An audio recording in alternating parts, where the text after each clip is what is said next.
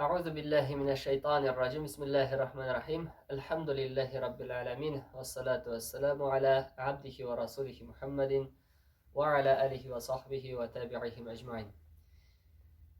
Müşrikler üçün Bedir soğuşunda jеңілу bik zor kaygı buла.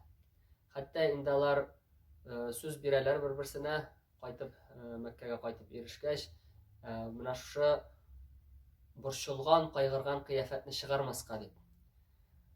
Һәм Бәдер сугышыннан соң мөселманнарның дәрәҗәсе, аларның авторитеты бик нык көчәеп китә. Тирә-якта булган бәдәвиләр, алар инде һәрдаим шушы юлбасарлык белән шөгыльләнә торган булалар. Алар да билгеле бер вакытка туктап калалар. Аннан соң инде мунафиклар, аларның инде башлыгы Абдулла ибн Убей дип беләбез бит инде. Алар бернинди чара калмагач, ислам динен кабул иткән кыяфәт чыгарып бирәләр. Һәм ләкин инде яһүдләргә килгәндә, алар ачыктан-ачык үзләренең душманлыкларын игълан итәләр. Ләкин аларны сөйләгәнчәгә кадәр бер кыска гына бер шушындай кыйсса сөйләп китәсе килә. Мәккә мөшрикләре Мәккәгә кайтып җиткәч, әйтеп китүебезчә бик нык борчылалар. Һәм бер көнне Сафван ибн Умайя дигән кеше һәм Гумайр ибн Вахаб дигән кеше, Әл-Җумахи. Шушлар икесе Кәгъбәтулла тирәсендә очрашалар. Хиҗр дигән җирлектә һәм инде сөйләшеп китәләр. Алар бер-берсенә яхшылык, хәерлелек теләгәч, инде берсе икенчесенә әйтә: "Аллаһ белән ант итәм, безнең аксакалларыбыз, иң яхшыларыбыз үлгәч, тормышның бернинди рәхәте дә калмады" ди. Син дөрес әйттең дип берсе-берсен җөпләй. Һәм шушында Гумайр ибн Вахаб әйтеп куя: "Эх, ди, минем түлисе бурычларым булмаса ди. Гаиләм булмаса, миннән соң калыр дип курыккан ди. Мин әлбәттә барыр идем һәм Мөхәммәдне үтерер идем" ди. Һәм Сафван ибн Умайяның мондый мөмкинлекне ышкындырасы килми. Чөнки ул белә, Гумайр ибн Вахаб ул бик нык шушындай тискәре һәм инде куйган максатына ирешә торган кеше була. Һәм аны бер нәрсәдә туктатып калмый торган була. Һәм Сафван ибн Умайя әйтә моңа: "Минем ди байлыгым җитерлек ди. Мин синең гаиләңне үземнең гаиләмә кушырмын ди. Мин синең бурычларыңны үзем түләрмен ди. Син бар эшеңне эшлә" ди. Һәм Гумайр ибн Вахаб өйгә кайта һәм инде саубуллашканда әйтә: "Алайса ди, безнең сөйләшүебез икебез арасында сер булсын" ди. Һәм монда әйтергә кирәк, булар икесеннән башка бер кеше дә булмый бу вакытта. Гумайр ибн Вахаб өенә кайта, үзенең кылычын яхшылап үткенлей, соңыннан шунда агылсылый. Yani bu indi Muhammed sallallahu aleyhi ve sellem için әзерләнгән була. Җәрәхәттән үлмәсә, агудан булса да агуланып үлсен дигән шуны максат белән.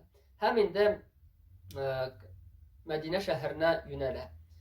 Мәдинәне шушы узун араны ул бик тиз вакытта үтә һәм инде Пәйгамбәрбез саллаллаһу алейхи ва саллямның мәчете кырына килеп җитә.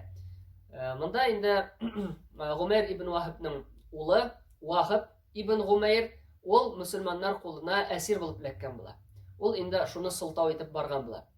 Һәм Гумайр ибн Вахаб килеп җиткәндә Мәдинәгә, Гумар ибн аль-Хаттаб радиллаһу анһу һәм башка мөселманнар Аллаһ Тәгалә тарафыннан мөселманнарга бирелгән шу зур нигъмәт, зур җиңү турында сөйләшеп утырган булалар. Һәм Гумар ибн аль-Хаттаб көтмәгәндә шушы Гумайр ибн Вахабны күрә һәм әйтә: "Бу ди Аллаһ Тәгаләнең этләренең берсе ди. Бу ди нашарлык таратырга гына килгән ди. Фитнә таратырга гына ди. Ул безнең электә безгә каршы булды ди. Ул шушы шпион булып торды ди. Һәм инде барыбыз Мөхәммәд саллаллаһу алейхи ва саллямны саклагыз ди. Үзе шаба һәм инде Гумайр ибн Вахабны үзе Пәйгамбәр саллаллаһу алейхи ва саллям янына керә һәм әйтә: "Эй Аллаһ илчесе саллаллаһу алейхи ва саллям ди, Аллаһның душманы Гумайр ибн Вахаб килгән ди." Пәйгамбәр саллаллаһу алейхи ва саллям инде аңа керергә куша. Гумайр ибн аль-Хаттаб Гумайр ибн Вахабның шушы кылычны бәйләгән бауыннан буып тотып, шушы ниннән, муеннан тотып тора дип әйтәләр. Һәм инде Пәйгамбәр саллаллаһу алейхи ва саллям әйтә: "Гумар ди, калдыр аны ди." Гумайрга исә мондарак якынгарак килде. Монда инде игътибар итәргә кирәк Пәйгамбәр саллаллаһу алейхи ва саллямның никадәр батыр икәнлеген. Чөнки біз аның ни өчен икәнлеген күрәбез әңгәмәдән. Пәйгамбәр саллаллаһу алейхи ва саллям әйтә, теге Гумайр ибн Вахаб Пәйгамбәр саллаллаһу алейхи ва саллямга әйтә: "Гыйм сабахын" ди. Yani синең иртәң бәрәкәтле булсын ди. Пәйгамбәрбез саллаллаһу алейхи ва саллям әйтә: "Безгә ди Аллаһ Тәгалә яхшырак сәламләшү сүзләрен бирде" ди. Безгә ул җәннәт әһелләренең сәламләшүен бирде. Ассаламу алейкум ва рахматуллаһи ва баракатуһ ди. Тегесе әйтә, ләкин бу бер-берсеннән ерак китмәгәннәр инде. Расулullah sallallahu aleyhi ve sellem әйтә, нинди максат белән килдең, эй Гомайр ди. Тегесе әйтә, минем улым сезнең кулда әсир ди, шуның хәлен белергә килдем ди. Пәйгамбер sallallahu aleyhi ve sellem әйтә, шул гынамы сәбәбең ди. Тегесе әйтә, шул гына ди. Нигә кылыч асып килдең монда ди. Кабахат булсын ул кылыч ди, әллә алар безгә Бәдердә ярдәм иттеләрме ди. Ягъни кылыч белән бер нәрсә дә эшләп булмый дип, инде шулай итеп акланмакчы була. Пәйгамбер саллаллаху алейхи ва саллям кат-кат сорый, ни өчен килдең, ни өчен ди. Тегесе инде шушы сәбәпләр белән генә килдем дип сөйләвен дәвам итә. Һәм Пәйгамбербез саллаллаху алейхи ва саллям әйтә, сез ди фәлән көнне ди Сафван ибн Умайя белән Хижр кылында сөйләштегез, син шушы сүзләрне әйттең, булай дип әйттең, Сафван ибн Умайя синең бурычларыңны, гаиләңне үз үстеңә алды һәм син мине ди үтергә дип килдең ди.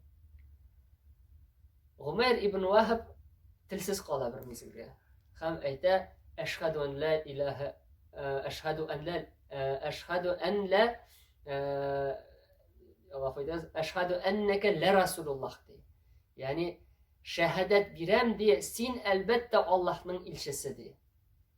Ягъни монда инде ла расулуллах дигән вариант бирелә бит, инде ул көчәйтеп бирә мәгънәне. Син шиксез Аллаһның илчесе ди. Аллаһ белән ант итәм ди, без ди элек сине ялганга күрә идек ди, чынлап та ди. Ләкин шушы әңгәмәне Сафван ибн Умайядан башка беркем дә белми ди. Безнең арабызда бер кеше дә юк иде ди. Һәм ди сиңа ди шушы хәбәрләрне Аллаһ Тәала үзе җиткергәндер ди. Һәм инде ул озакламый ислам динен кабул итә һәм Пәйгамбербез саллаллаху алейхи ва саллям сахабаларга әйтә, кардәшегезгә динне өйрәтегез ди. Һәм хәтта Гумар ибн Хаттаб радиллаһу анһу әйтә торган була. Бу көнгә кадәр ди Гумайр ибн Вахабка караганда минем өчен дуңгыз кадерлерәк иде ди. Нинди нәҗис булуына карамастан. Бүген исә ди шушы ислам динен кабул иткәч, ул минем кайбер улларыма караганда да миңа кадерлерәккә әйләнде ди. Һәм Гумайр ибн Вахаб уйнап кына дип әйтгәндә, яшерен ниндидер бер мәкер өчен ислам динен кабул итми. Бәлки ул чынлап та ихластан ислам динен кабул итә һәм шушы динне ныклап өйрәнә башлый. Күпмедер вакыт торгач, ул инде Пәйгамбер саллаллаху алейхи ва салламнан рөхсәт сорап, Мәккәгә юнәлә.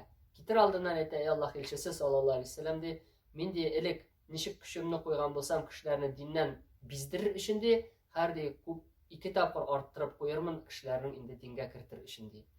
Бу вакытта Сафван ибн Умайя кешеләрне инде үзенчә сөендереп йөргән була. Тиздән ди Бәдер вакыйгаларын оныттырачак, сезгә бер зур шатлык киләчәк ди. Ләкин Гумайр ибн Вахабның кайтмыйча торуы, озак кына вакыт кайтмыйча торуы инде Сафван ибн Умайяда шик уята. Һәм Гумайр ибн Вахаб Аллаһның рәхмәте белән Мәккә шәһәренә кайта, инде мөэмин булган хәлдә. Һәм инде беренче кеше булып ул Сафван ибн Умайяга керә һәм аны дингә үнди. Ләкин тегесе инде бер нәрсә дә ишетәсе килми, ул аны куып чыгара дип әйтелә. Һәм Гумайр ибн Вахаб аркылы бик күп кешеләр ислам динен кабул итә дип әйтелә. Ул чынлап та бик күп көчен, тырышлыгын, дәртен, бүтән булганлыгын дип әйтик, бүтән белгәнлеген Аллаһ Тәала диненә сарыф итә. Аллаһ Тәаланың диненә кешеләрне үндәү өчен. Сафван ибн Умайя ул да Аллаһның рәхмәте белән Аллаһ Тәала аның йөрәген ислам дине өчен ача, ләкин соңрак инде Пәйгамбербез саллаллаху алейхи ва саллям Мәккәне яулап алгач була бу хәл. Иншаллаһ, Аллаһ теләсә, без аны алдагы дәресләрдә сөйләрбез, ничек итеп ислам динен кабул иткәнен, ничек итеп Пәйгамбер саллаллаху алейхи ва салламның нәрсәсе аңа тәэсир иткәнен һәм ничек итеп ул Аллаһның рәхмәте белән яхшы якка үзгәргән. Аннан соң инде шушы Бәдер сугышыннан соң тагын берничә вакыйга була. Без аны иншаллаһ алдагы дәресләребезнең берсендә карап китербез. Аллаһ Раббыбыз һәр барчаларыбызга иман, тәвфиq, һидаят, истиқамәтләрен насыйп эйләсен.